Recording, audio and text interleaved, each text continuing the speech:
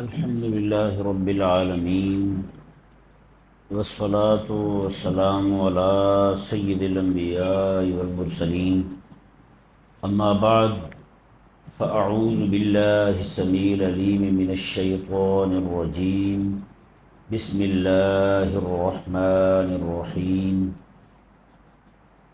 وَسَيُجَنَّبُهَا الْأَتْقَى الَّذِي يُؤْتِي مَالَهُ يَتَزَكَّى وَمَا لِأَحَدٍ عِندَهُ مِن نِّعْمَةٍ تُجْزَى إِلَّا ابْتِغَاءَ وَجْهِ رَبِّهِ الْأَعْلَى وَلَسَوْفَ يَرْضَى صدق اللہ العظیم وبلغنا رسولہ النبی الکریم الامین بلغ العلا بکمالہ کشف الدجى بجمالہ حسنت جمیع خصالہ صلوا علیہ وآلہ یا صاحب الجمال ویا سید البشر من وجهک المنیر لقد نور القمر لا يمكن الثناء كما كان حقه بعد از خدا بزرگتوئی قصہ مختصر۔ سبحان اللہ۔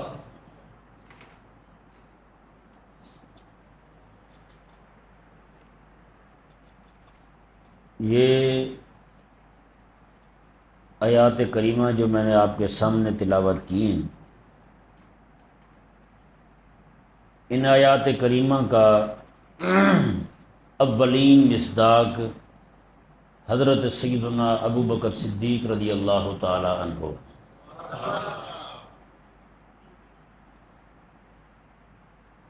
اگرچہ وعدہ اللہ تبارک و تعالی کا ہے انا نحن نزلنا الذکر و انا لہ لحافظون، یہ قرآن ہم نے نازل کیا ہے اور اس کی حفاظت کرنے والے بھی ہم ہی ہیں۔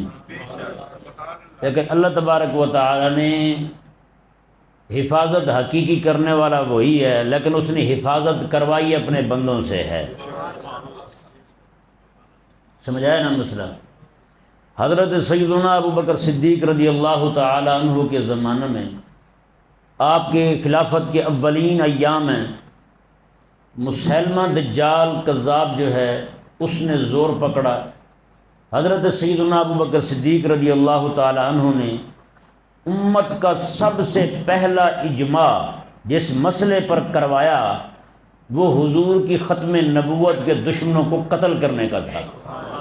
پہلا اجماع اسی بات پہ ہو رہا ہے، پہلا اجماع اسی بات پہ ہوا کہ گستاخ جو ہیں حضور کی ختم نبوت کے منکر ہیں، نبوت کے جو مدعی بنے بیٹھے ہیں، ان کو قتل کرنا واجب ہے جی۔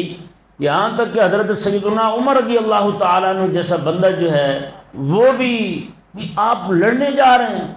حضرت ابو بکر صدیق رضی اللہ، کئی لوگوں نے یہ کہا کہ آپ سب کو بھیج رہے ہیں، کیا بنے گا پیچھے مدینے میں؟ حضرت سیدنا ابو بکر صدیق رضی اللہ تعالیٰ عنہ نے ارشاد فرمایا، آپ نے فرمایا کہ جنگل سے درندے آ جائیں اور میری ران سے پکڑ کے گھسیٹ کے مجھے یہاں سے لے جائیں، مجھے یہ تو گوارا ہے، لیکن ابو بکر کو یہ گوارا نہیں ہے کہ ابو بکر بھی زندہ رہے اور میرے نبی کی ختم نبوت کا منکر بھی زندہ رہے۔ یہ نہیں ہو سکتا، یہ نہیں ہو سکتا۔ حضرت سیدنا ابو بکر صدیق رضی اللہ تعالیٰ نے کئی سارے لشکر روانہ فرمائے اور خود روانہ فرمائے، خود آپ نے جھنڈے ان کے باندھے، ان کے امیر مقرر فرمائے، لشکروں کو روانہ فرمایا۔ حضرت سیدنا ابو بکر صدیق رضی اللہ تعالی عنہ جب خود بھی جانے لگے نا، خود بھی جانے لگے تو حضرت مولا علی رضی اللہ تعالیٰ نے حضرت ابو بکر صدیق کو پکڑ لیا۔ ہوا یہ تھا کہ ایک جنگ کے اندر حضرت ابو بکر صدیق رضی اللہ تعالیٰ عنہ جانے لگے میدان کارزار میں لڑنے کے لیے، تو کریم آقا علیہ السلام نے ابو بکر صدیق کو پکڑ لیا تھا۔ آقا علیہ السلام نے میں ابو بکر اپنی ذات سے ہمیں نفع اٹھانے دو، ہاں آپ نہ جاؤ، آپ ادھر ہی رکو۔ حضرت ابو بکر کو حضور نے روکا تھا۔ اس دن جب حضرت ابو بکر صدیق اب روانہ ہونے لگے تو مولا علی نے پکڑ لیا، سواری پہ بیٹھے ہوئے کو پکڑا، کہا کہ نہ نہ نہ، آپ نہیں جائیں گے، آپ نہیں جائیں گے، میں آپ کو وہی بات کرتا ہوں جو امام الانبیاء علیہ السلام نے آپ کو کی تھی۔ وہی بات کی حضرت مولا علی رضی اللہ تعالیٰ عنہ نے، روکا حضرت ابو بکر صدیق کو، آپ یہی رکیں گے، باقی سارے جو بھی ہیں سارے جائیں گے لڑنے کے لیے، جہاد کریں گے، سارا کچھ کریں گے، لیکن آپ نہیں جائیں گے، آپ ادھر رہ کر آپ نے امت کی نگہبانی کرنی ہے، امت کے پشتی بان آپ ہیں، امت کے نگہبان آپ ہیں، امت کی جو کشتی ہے نا اسے چلانے والے آپ ہیں۔ اگر آپ ہی گئے وہاں پہ شہید ہو گئے تو پھر امت کا کیا بنے گا؟ اللہ اکبر کبیرہ۔ حضرت سیدنا ابوبکر صدیق رضی اللہ تعالی عنہ کی یہ حکمت عملی تھی۔ صحابہ کرام علیہ رضوان وہاں پہنچے، 36,000 منکرین ختم نبوت کو قتل کیا گیا۔ کتنے؟ 36,000 منکرین ختم نبوت کو قتل کیا گیا، اور صحابہ کرام علیہ رضوان جو ہیں ان میں 1200 حضور کے صحابہ شہید ہوئے، 1200 صحابہ شہید ہوئے۔ یہ وہ صحابہ تھے آقا علیہ السلام کے، ان میں بدر والے بھی تھے، احد والے بھی تھے۔ حالانکہ ابوبکر صدیق رضی اللہ عنہ نے کچھ دن پہلے اعلان کیا تھا، نا اب احد والے بدر والے کہیں نہیں جائیں گے، یہ میرے حضور کے تبرکات ہیں، یہ مدینے میں رہیں گے، بس ان کی ہم زیارت کیا کریں گے۔ لیکن جب بات آئی نا حضور کی ختم نبوت کی، وہی ابوبکر صدیق فرما رہے ہیں احد والے ہیں وہ بھی جائیں، بدر والے ہیں وہ بھی جائیں، بیعت رضوان والے ہیں وہ بھی جائیں، کوئی بھی پیچھے نہیں رہے گا۔ اندازہ لگائیں یار، پورا مدینہ خالی ہو گیا، پورا مدینہ خالی ہو گیا جب بات آئی حضور کی ختم نبوت۔ اللہ اکبر کبیرہ۔ حضرت سیدنا ابوبکر صدیق رضی اللہ تعالیٰ عنہ کی حکمت عملی، 36,000 منکرین ختم نبوت مارے گئے، 1200 حضور کے صحابہ شہید ہوئے۔ ان 1200 میں صرف 700 صحابہ وہ تھے جو قرآن کے حافظ اور قاری تھے، قرآن کے حافظ اور قاری تھے حضور کے صحابہ، 700 صحابہ یہ شہید ہو گئے اسی مسئلہ ختم نبوت کے دفاع کے لیے، دفاع کرتے ہوئے شہید ہوئے۔ جب یہ شہید ہوتے ہیں اب یہ مسئلہ کھڑا ہوا، مدینے کے اندر مشورے ہونے لگے، حضرت ابوبکر صدیق جو ہے نا وہ لوگوں کو بلا کر کے، باقی صحابہ کو جمع کر کے یہ باتیں کرنے لگے۔ اسی طرح کر کے جنگوں کے اندر معاملات ہوتے رہے، صحابہ قرآن کے حافظ شہید ہوتے رہے، کہیں یہ ہی نہ ہو کہ قرآن ہی ہم سے چھوٹ جائے، قرآن ہی ہمارے پاس نہ رہے تو پھر کیا کریں گے؟ اللہ اکبر کبیرہ۔ حضرت ابوبکر صدیق رضی اللہ تعالیٰ نے باقی صحابہ سے مشورہ کر کے آقا علیہ السلام کے وہ صحابہ جو وحی لکھا کرتے تھے انہیں فرمایا کہ تم حضور کے زمانے میں بھی قرآن لکھا کرتے تھے، اب سارا کتابی صورت میں جمع کر دو، سارا جمع کر دو کتابی صورت میں۔ قرآن کریم کو کتابی صورت میں جمع کیا گیا۔ قسم خدا کی میں کہتا ہوں آج کی رات ختم کی رات آئے اور ختم نبوت کے مجاہد کی بات ہی نہ ہو، ہے جی، جس کی برکت سے یہ قرآن کتابی صورت میں آج ہمارے پاس موجود ہے، جس کی برکت سے قرآن جو ہے آج حفاظ کرام مسجد میں کھڑے ہو کے تراویح میں پورا قرآن سنا ہے جنہوں نے، جی آج جناب پوری دنیا کے اندر دیکھ رہے ہیں اتنے قرآن کے حافظ ہیں، مدرسے چل رہے ہیں، یہ اسی ختم نبوت کی برکت ہے، ختم نبوت کے پیرے کی برکت ہے جی، آج مساجد آباد ہیں اسی ختم نبوت کے عقیدے پر پیرے کی برکت ہے۔ اب بتائیں نا اگر یہ جیسے انہوں نے نبوت کا دعویٰ کیا تھا دجالوں نے، امت بھی ساری ان کے ساتھ کھڑی ہو جاتی، لوگ بھی ان کے ساتھ کھڑے ہو جاتے، تو بتائیں کہاں قرآن ہوتا، کہاں نماز ہوتی، کہاں ہم بیٹھے ہوتے یہاں۔ یہ میں کہتا ہوں قسم خدا کی، باقی سارے عقائد جو ہیں وہ بنیادی ہیں، سارے عقائد ہیں، لیکن یہ ختم نبوت کا عقیدہ ہے نا، یہ وہ عقیدہ ہے جس پر پورے دین کی عمارت کھڑی ہے، پورے دین کی عمارت کھڑی ہے، اتنا اہم عقیدہ ہے۔ اور حضرت سیدنا ابوبکر صدیق رضی اللہ تعالیٰ عنہ آپ نے پھر کتابی صورت کے اندر قرآن پاک کو جمع کروانے کی ابتدا فرمائی۔ جی اللہ اکبر کبیرہ۔ تو کریمہ کا صلی اللہ علیہ وآلہ وسلم کے اس غلام کے ہاتھ سے رب تبارک و تعالیٰ اپنا کیا ہوا وعدہ پورا کروا رہا ہے۔ وعدہ رب نے فرمایا تھا قرآن کی حفاظت میں کروں گا، اللہ تبارک و تعالیٰ اپنے وعدے کو پورا کیسے کروا رہا ہے۔ آپ حیران ہوں گے، آج یہ ترجمے یہ تفسیریں ساری بعد کی ہیں، پہلے یہ قرآن ہے کہ نہیں سمجھ آیا مسئلہ؟ یہ قرآن جو ہے کتابی شکل میں ہوگا تو ترجمے ہوں گے نا، قرآن کتابی شکل میں ہوگا تو تفسیریں ہوں گی، قرآن کتابی شکل میں ہوگا تو حافظ بنیں گے، قرآن کتابی شکل میں ہوگا تو عالم بنیں گے، قرآن کتابی شکل میں ہوگا تو قاری بنیں گے کہ نہیں سمجھ آ رہا مسئلہ؟ یہ ساری برکت میں کہتا ہوں قسم خدا کی اس عقیدہ ختم نبوت پر فیصلہ کرنے والے حضرت ابوبکر صدیق رضی اللہ تعالیٰ عنہ کی جد و جہد کی ہے، یہ وہی برکت ہے، ساری انہی کی برکت ہے۔ اللہ اکبر کبیرہ۔ آج بھی پوری دنیا کے اندر اس وقت تک 12,000 سے زائد زبانیں بولی جاتی ہیں۔ کتنی بولی ہیں؟ 12,000 سے زائد بولیاں بولی جاتی ہیں، لیکن اللہ تعالیٰ کا فضل دیکھیں 7,000 سے زائد زبانوں میں قرآن کریم کے ترجمے ہو چکے ہیں، 7,000 سے زائد زبانوں قرآن کے ترجمے ہو چکے ہیں، اور تفسیریں پھر ایسی اللہ اکبر کبیرہ ہیں جی۔ اتنے سینکڑوں کی تعداد میں قرآن پاک کی تفسیریں لکھی جا چکی ہیں، 1,00,000 سے زائد کتابیں تو اکیلی حضور کی سیرت پہ لکھی جا چکی ہیں، 1,00,000 سے زائد کتابیں حضور کی سیرت پر، صرف حضور کی سیرت کے پہلو پر۔ باقی حضور کے مغازی پر الگ کتابیں، حضور کے جہاد پر الگ کتابیں، آقا علیہ السلام کی تبلیغی جد و جہد پر الگ کتابیں، الگ۔ اللہ اکبر، بندہ جائے حیران ہو جاتا ہے، یار اتنا سرمایہ امت کے علماء نے اتنا کام کیا ہے جی۔ احسان ہے نا امت کے علماء کا، گردن اوپر نہیں اٹھتی۔ یہ الگ بات ہے کہ لبرل جو ہیں وہ علماء کو کوستے رہتے ہیں ہر وقت، انہوں نے کیا کیا ہے۔ میں نے کہا جی سائنس کا شعبہ سارا آپ کے پاس میں ہے، آپ نے ہمیں آج تک ایک پیناڈول بنا کے نہیں دی ہیں، تو پھر مہربانی ہے آپ کی، پھر بھی آپ باتیں کر لیتے ہیں منہ پکا کر کے، ہے یہ نہیں ایسا؟ مجھے مولویوں نے کیا کیا، مولویوں نے کیا کیا؟ میں نے کہا یار یہ برکت ساری مصلی کی ہے یہ نہیں، یہ مصلی کی برکت ہے، یہ ممبر کی برکت ہے۔ اللہ تبارک و تعالی نے آج دین جو ہے حضور کا پورے کا پورا یوں ہی جناب چمک رہا ہے جیسے میرے آقا علیہ السلام اس وقت عطا فرما کے گئے تھے۔ اللہ اکبر۔ حضرت سیدنا ابو بکر صدیق رضی اللہ تعالیٰ عنہ یہ آیات کریمہ کا بس ترجمہ سنتے ہیں، اس کے بعد گفتگو کو سمیٹتے ہیں۔ اللہ تعالیٰ نے ارشاد فرمایا وَسَيُجَنَّبُهَا الْأَتْقَى، میں یہ جو جہنم ہے نا اس سے سب سے بڑا پرہیزگار جو ہے وہ بچ جائے گا، سب سے بڑا پرہیزگار وہ بچ جائے گا۔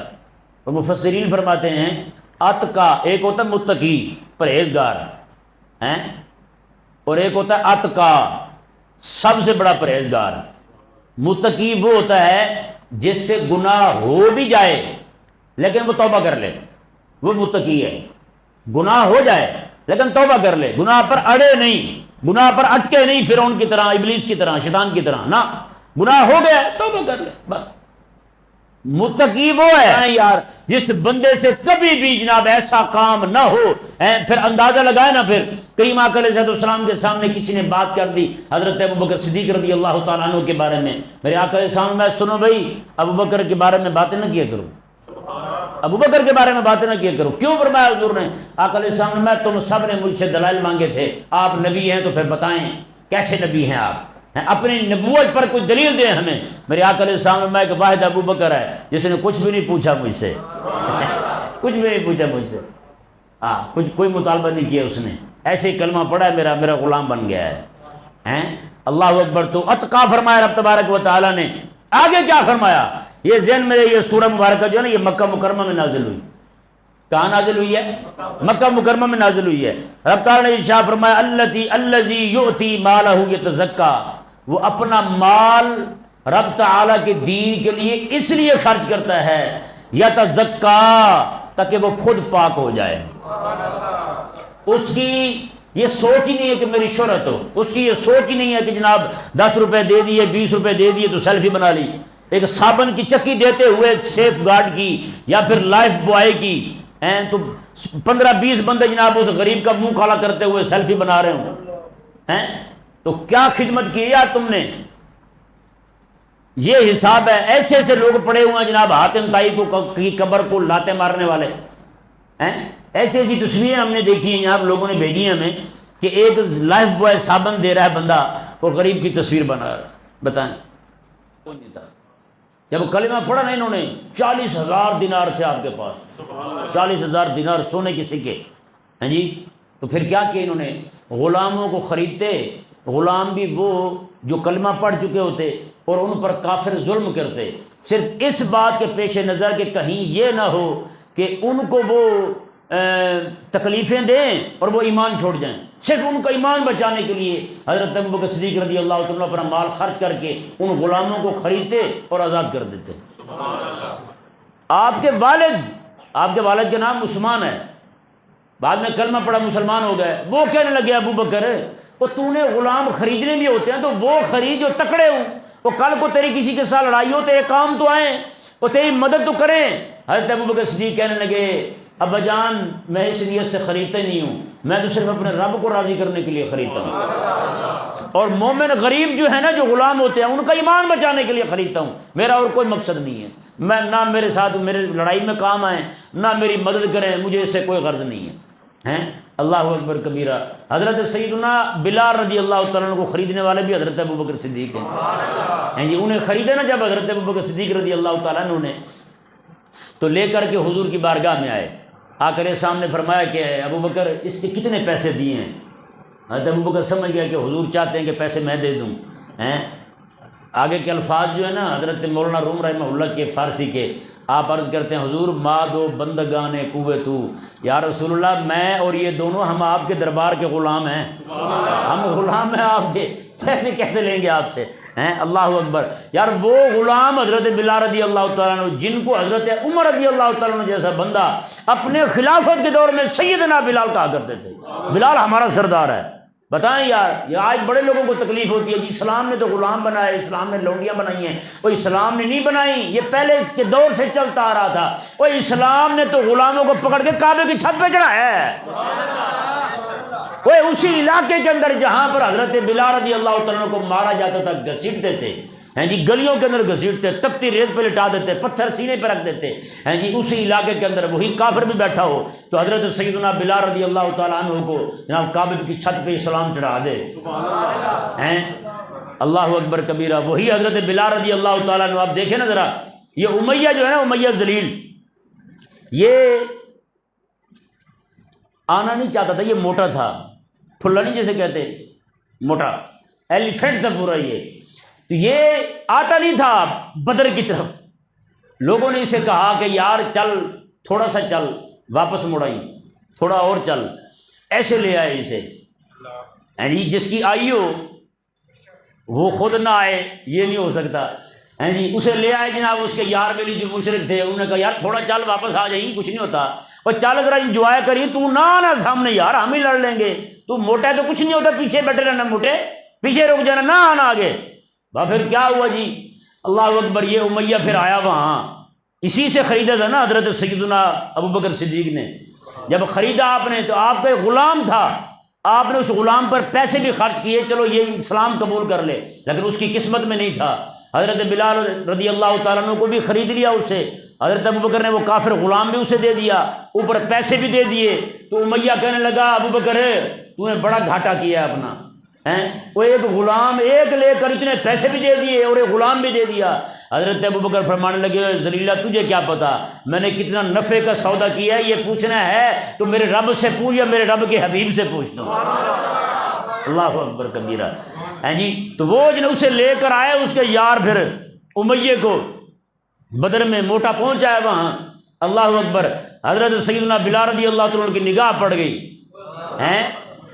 اللہ، اسلام کی شان دیکھیں یار، اسلام پھر مرواتا کیسے ہے جی، اسی بندے کے ہاتھ سے مروا رہا ہے جو بندہ حضرت بلال رضی اللہ عنہ پر ظلم کیا کرتا تھا، اس بندے کو حضرت بلال کے ہاتھوں سے مروایا جا رہا ہے۔ یہ ہے کہ ابابیل سے ہاتھی مروا دیا جائے، وہ ہاتھی تو تھا جسے میں نے پہلے بتایا کہ موٹا تھا، وہ حضرت بلال رضی اللہ تعالیٰ نے دیکھا نا جی، وہ موٹا بھاگا، آپ کو پتہ ہے یہ بیچارے بھاگ بھی نہیں سکتے، جیسے وہ امیہ بھاگا، حضرت بلال رضی اللہ تعالیٰ نے کہا، فرمایا کہ اگر یہ آج بچ گیا نا پھر بلال نہیں بچتا، یہ حضرت بلال نے کہا۔ بس پھر آپ نے پیچھے سے اٹھا کے مارا اوزار اس کی کمر پہ جی، وہیں پہ جناب اس کو ڈھیر کر دیا۔ اللہ اکبر کبیرہ، تو حضرت بلال رضی اللہ تعالیٰ عنہ بڑے لوگوں کو باتیں کرتے ہیں جی اسلام میں تو لونڈیاں بنائی ہیں، غلام بنائے، میں نے کہا نہ نہ نہ، یہ بات نہ کر۔ اللہ اکبر کبیرہ، ایک جنگ سے کئی سو خواتین لونڈیاں بن کے آئیں، کئی سو خواتین، ایک آقا علیہ السلام کے حصے میں آئی مائی صاحبہ، آقا علیہ السلام نے انہیں آزاد کیا، نکاح فرما لیا حضور نے، باقی ساری مدینے والے میں بانٹ دی صحابہ میں۔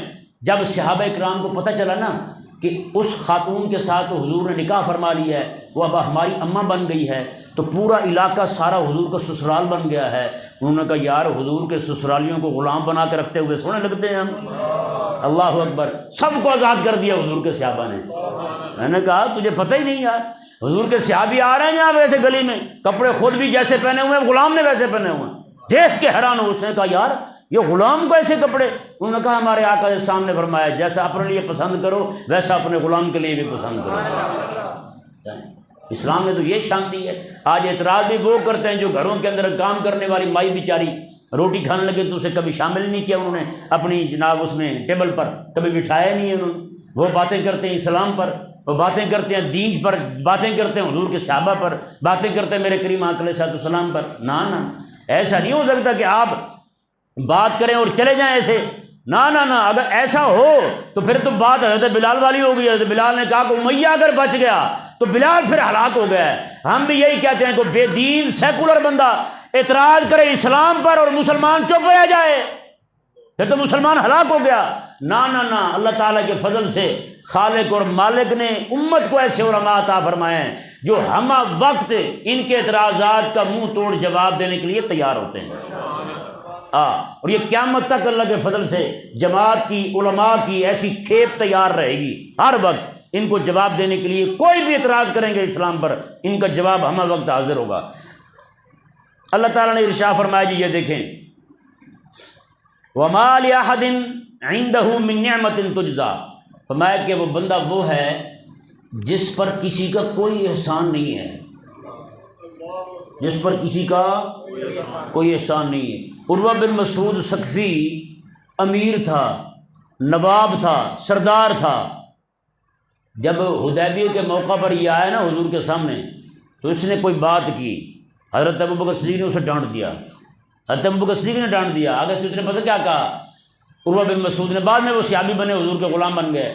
عروہ بن مسعود کہنے لگے ابوبکر وہ تیرا جو فلاں وقت مجھ پر احسان تھا اگر وہ میں نے دے دیا ہوتا نا تو آج میں تجھے جواب دیے بغیر نہ رہتا، آج جواب تجھے ضرور ملتا. اس سے ثابت کیا ہوتا ہے جب مکے کے سردار جو ہیں ان کی گردنیں ابوبکر صدیق کے سامنے جھکی ہوئی تھی تو باقی غریب جو ہیں وہ کیوں نہ حضرت ابوبکر صدیق کے احسان کے زیر بار ہوں گے ہیں. اللہ اکبر کبیرہ. تو یہ حضرت ابوبکر صدیق رضی اللہ تعالیٰ عنہ کے بارے میں رب تعالیٰ نے ارشاد فرمایا جی دیکھیں، فرمایا کہ وہ مال دیتے کیوں ہیں. اور کریم آقا علیہ السلام کا فرمان دیکھیں، آقا علیہ السلام نے ارشاد فرمایا، حضور ارشاد فرماتے ہیں جس بندے کا مجھ پر احسان تھا سب کے بدلے میں نے دے دیے، سب کے احسانات چکا دیے میں نے. حضور ارشاد فرماتے ہیں سوائے ابوبکر صدیق کے. حضور فرماتے ہیں صرف ایک بندے کا احسان میں اپنے ساتھ لیے جا رہا ہوں، قیامت والے دن اپنے خالق اور مالک سے اس کا بدلہ دلواؤں گا میں ابوبکر صدیق. ہیں اندازہ لگا. حضرت سیدنا ابوبکر صدیق رضی اللہ تعالیٰ عنہ میرے حضور فرماتے ہیں، آقا علیہ السلام نے ارشاد فرمایا قیامت والے دن جب جنت میں سارے چلے جائیں گے اللہ تعالیٰ سب کو اپنا دیدار عطا فرمائے گا. سارے دیدار کر کے چلے جائیں گے، انبیاء، اولیاء، شہداء، صدیقین سارے چلے جائیں گے. اللہ تعالیٰ فرمائے گا ابوبکر تو واپس آ، اکیلے تجھے دیدار کرواؤں گا میں اپنا. خاص تجلی رب نے ابوبکر صدیق کے لیے رکھی ہوئی ہے. اللہ اکبر. اللہ تبارک و تعالیٰ نے ارشاد فرمایا الا ابتغاء وجہ ربہ الاعلیٰ، میں کہ ابوبکر صدیق جو ہے وہ اپنا مال اس لیے دیتا ہے تاکہ اپنے رب اعلیٰ کو راضی کر لے، بس یہی اس کی کوشش ہوتی ہے. وہ چاہے غلاموں کو آزاد کروانے میں مال دے، چاہے وہ آقا علیہ السلام پر مال خرچ کرے، چاہے وہ ہجرت کی رات مال خرچ کرے، جو بھی ہو. اللہ تبارک و تعالیٰ نے فرمایا کہ اب بتائیں یار جس کے بارے میں رب فرمایا کہ وہ اپنا مال سارا خرچ جو کر رہا ہے وہ رب کو راضی کرنے کے لیے کر رہا ہے، اس ابوبکر صدیق پہ یہ الزام لگانا کہ انہوں نے باغ فلک چھین لیا تھا، کیا بد دماغ ہیں جو حضور پر اپنا سارا کچھ قربان کر دیں، وہ آقا علیہ السلام کی بیٹی سے ان کا مال چھینیں گے. دماغ خراب ہو بندے کا تو پھر ایسی باتیں منہ سے نکلتی ہیں. دماغ کے اندر گند بھرا ہو تو پھر بندہ ایسی باتیں کرتا ہے. اللہ اکبر کبیرہ. آپ حیران ہوں گے یار، حضرت سیدنا ابوبکر صدیق رضی اللہ تعالیٰ عنہ جب خلیفہ بنے نا تو آپ دوسرے دن اپنے کندھے پہ کپڑے رکھ کے بیچنے جا رہے تھے. دوسرے دن کپڑے رکھ کے بیچنے جا رہے تھے. حضرت عمر نے پکڑ لیا، حضرت کیا کر رہے ہیں آپ؟ میں کپڑے بیچنے جا رہا ہوں. میں کپڑے بیچنے جائیں گے تو امت کے معاملات کون دیکھے گا؟ رکھے کپڑے اپنے، آپ کو بیت المال سے خرچ دیا جائے گا جو بھی آپ کی ضرورت کا ہے. آپ نے فرمایا پھر اس طرح کرو، مزدور، مستری نہیں، مزدور. آپ نے فرمایا کہ مزدور کی جتنی دیہاڑی بنتی ہے نا اتنی مجھے دی جائے. تو کتنی بنتی تھی اس وقت؟ 2 درہم ٹوٹل. 2 درہم حضرت ابوبکر صدیق کے گھر جانے لگے روز کے. اور آپ کا قبیلہ بہت بڑا تھا، سب کا خرچہ. آپ کی گھر والی نے ایک دن حلوہ بنا کے میٹھا آپ کے سامنے رکھا. آپ نے فرمایا یہ حلوہ کہاں سے آ گیا؟ تمہیں تو صرف اتنا ملتا ہے جتنا تم گزارا کر لو، یہ حلوہ کیسے تیار ہو گیا؟ انہوں نے کہا کہ وہ جو آٹا آتا تھا نا بیت المال سے وہ روز میں تھوڑا تھوڑا بچاتی رہی تھی. میں نے کہا چلو ایک دن حلوہ بنا کر کھلاؤں گی. آپ نے میں اس کا مطلب ہے آٹا کم بھی ہے تو ہمارا گزارا چل سکتا ہے. آپ نے بیت المال والے کو فرمایا ہمارا آٹا کم کر دو. بتائیں اس بندے کے بارے میں ایسی باتیں کرتا ہوں. حضرت سیدنا ابو بکر صدیق رضی اللہ تعالیٰ عنہ، اللہ اکبر، آپ کی جب وفات ہوتی ہے نا گھر میں ایک درہم بھی نہیں تھا، ایک درہم بھی نہیں تھا. اور آپ حیران ہوں گے آپ کو جس کپڑے میں کفن دیا گیا ہے وہ میلی چادر تھی جو آپ نے پہنی ہوئی تھی، پرانی چادر تھی جو آپ نے پہنی ہوئی تھی، اسی چادر کے اندر حضرت ابو بکر صدیق کو کفن دیا گیا. اور صوفیہ پتہ کیا فرماتے ہیں، اللہ اکبر، عقل دنگ رہ جاتی ہے بندے کی یہ بات سوچ کے. صوفیاء کرام نے یہ بات نقل کی ہے، باقی محدثین کے ہاں یہ بات میں نے نہیں پائی. صوفیاء فرماتے ہیں کہ جب حضرت ابو بکر صدیق رضی اللہ تعالیٰ عنہ کی تدفین کر دی گئی نا، مٹی اوپر سیدھے کر رہے تھے، ایک دم سے حضرت مولا علی بے ہوش ہو گئے چیخ مار کے. جب ہوش آئی تو پوچھا کہ حضرت کیا ہوا تھا؟ میں نے خود اپنی آنکھوں سے دیکھا ہے، میرے آقا علیہ السلام ابو بکر صدیق کی قبر کو اپنے ہاتھ سے برابر کر رہے تھے. تو میں نے عرض کی حضور سے، یا رسول اللہ صلی اللہ علیہ وسلم، آپ اور ابو بکر کی قبر میرے آقا علیہ السلام علی نہ کہو ایسی بات، یہ وہ ابو بکر ہے جو میرے لیے جا کے گھر کو صاف کرتا رہا ہے اور میں نے تو ہاتھ لگا دیے تو کیا ہو گیا ہے؟ بتائیں یار، وہ ابو بکر صدیق رضی اللہ تعالیٰ. امام جعفر صادق رضی اللہ تعالیٰ عنہ ارشاد فرماتے ہیں کہ ابو بکر اور عمر جو ہیں پوری امت کے اماں اور ابا ہیں. اور امام جعفر صادق فرماتے ہیں پوری امت پر واجب ہے اور فرض ہے کہ ابو بکر صدیق کا شکر ادا کیا کرے. تو بتائیں نا، یہ جو قرآن پڑھ رہے ہیں ہم کس لیے پڑھ رہے ہیں؟ ابو بکر صدیق کی برکت. رب تبارک و تعالیٰ نے وعدہ فرمایا قرآن کی حفاظت کروں گا، اور رب تبارک و تعالیٰ نے اپنا وعدہ پورا کروانے کے لیے فرمایا یہ میرا ابو بکر صدیق میرا وعدہ پورا کرے گا. بتائیں، قرآن کریم کو کتابی شکل میں حضرت ابو بکر صدیق نے جمع کروایا. تراویح کی صورت میں قرآن پاک کی حفاظت کا ذمہ لیا حضرت عمر نے. حضرت عمر رضی اللہ تعالیٰ نے تراویح کے اندر فرمایا کہ قرآن پڑھا جائے. ہاں جی، پورا قرآن پھر پڑھا جانے لگا. تو یہ سنت جو ہے جاری کر کے حضرت عمر رضی اللہ تعالیٰ نے، آج گھر گھر میں قرآن کے حافظ موجود ہیں. کتنے گھر ہیں جن کے گھر میں کئی حافظ قرآن کے موجود ہوتے ہیں؟ بتائیں نا یار ذرا. تو پھر قرآن پاک کو ایک لغت پر جمع کرنے والے، پوری امت کو ایک لغت قریش پر جمع کرنے والے حضرت عثمان غنی رضی اللہ تعالیٰ عنہ ہے. قرآن کی غلط جب تفسیر ہونے لگی تو اس غلط تفسیر کو روکنے کے لیے میدان جہاد میں اترنے والے حضرت مولا علی رضی اللہ تعالیٰ عنہ. بتائیں، یہ حضور کے صحابی ہیں چار جنہوں نے وعدہ رب تبارک و تعالیٰ کا پورا کیا. رب نے وعدہ فرمایا تھا قرآن کی حفاظت میں کروں گا، رب تبارک و تعالیٰ نے ان سے وعدہ لیا. تو اس سے یہ ثابت ہو گیا حضرت ابو بکر صدیق کا قرآن کو کتابی صورت میں جمع کرنا، حضرت عمر کا تراویح کے اندر قرآن پاک کو شروع کروا کے پوری امت میں قرآن کے حافظوں کی بھرمار کر دینا، پھر حضرت عثمان غنی رضی اللہ تعالیٰ کا ایک لغت پر پوری امت کو جمع کر دینا، ان کا اتفاق کرا دینا، اجماع کرا دینا، اور مولا علی رضی اللہ تعالیٰ کا قرآن پاک کی تفسیر کے غلط راستے کو بالکل مسدود کر دینا، بند کر دینا. یہ چاروں بندے جو ہیں ان کی خلافت یہ بتاتی ہے، ان کی خلافت وہی خلافت جو میرے لجپال نبی علیہ السلام کی خلافت، جو میرے آقا علیہ السلام کی حکومت تھی. ان کی حکومت جو ہے، ان کی خلافت جو ہے وہ بعین ہی خلافت علی منہاج النبوہ ہے. دوسرے لفظوں میں آپ یوں کہہ سکتے ہیں ان کے دور کو آپ میرے آقا علیہ السلام کے دور کا تسلسل کہہ سکتے ہیں، حضور کے دور کا تسلسل ہے. یعنی قرآن کو محفوظ رکھنا، محفوظ کروانا، کتابی صورت جو بھی ہو، یہ سارے کام تو رب تبارک و تعالیٰ نے اپنے نبی سے لینے ہیں. تو جہاں نبی کے نائب کھڑے ہو کے کر رہے ہوں وہی کام، تو بتائیں پھر وہ اپنے نبی کے راہ پر ہوئے یا نہ ہوئے. اس لیے علماء فرماتے ہیں جو بندہ ان چار کا منکر ہے نا، باقی اوروں کا انکار کرنے سے اتنا بڑا سخت جو مجرم نہیں بنتا جتنا ان کا مجرم، ان کا گناہ گار جو ہے وہ مجرم بنتا ہے، ان کا منکر جو ہے وہ مجرم بنتا ہے. اللہ اکبر کبیرہ. اور ایک مسئلہ ایک یہاں سے اور بھی معلوم ہوا کہ حضرت ابو بکر صدیق رضی اللہ تعالیٰ قرآن کو کتابی صورت میں جمع کرنے والے، قرآن کو کتابی صورت میں مولا حضرت عمر رضی اللہ تعالیٰ پوری امت کو قرآن پاک حفظ پہ لگانے والے، حضرت سیدنا عثمان غنی رضی اللہ تعالیٰ پوری امت کو قرآن کی ایک لغت پر جمع کرنے والے. یہ تینوں باتیں ہوگی سیدھی قرآن سے متعلق. قرآن کے بعد آتی ہے تفسیر. کیا آتی ہے؟ تفسیر. تو تینوں نے قرآن پہ کام کیا، مولا علی نے تفسیر پہ کام کیا، اس بات نے بھی بتا دیا پہلے درجہ جیسے قرآن کا ہے اسی طرح درجہ پہلے ابو بکر عمر اور عثمان کا ہے۔ یار مزہ نہیں آیا کون سا زور سے کہیں سبحان اللہ۔ جیسے درجہ پہلے قرآن کا ہے، جمع قرآن کا ہے، تلاوت قرآن کا ہے، حفظ قرآن کا ہے، اسی طرح کر کے درجہ پہلے ابو بکر عمر اور عثمان کا ہے۔ جیسے درجہ تفسیر کا بعد میں آتا ہے اسی طرح کر کے ان تینوں کے بعد مولا علی رضی اللہ تعالیٰ عنہ کی شان مبارکہ ہے۔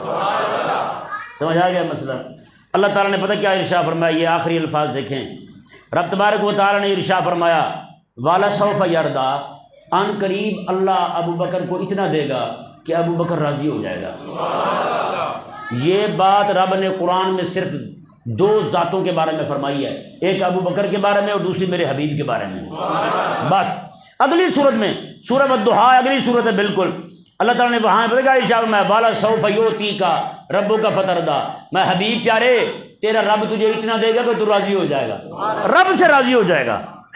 اللہ اکبر۔ یہاں فرمایا رب تعالیٰ نے وَلَسَوْفَ يَرْضَىٰ، میں ابو بکر تو نے جو دیا ہے نا دین کو، تو نے جو دیا نا میرے حبیب کو، تجھے بھی پھر میں اتنا دوں گا کہ تو راضی ہو جائے گا۔ اللہ اکبر۔ اللہ تبارک و تعالی ہمیں سمجھنے کی توفیق عطا فرمائے۔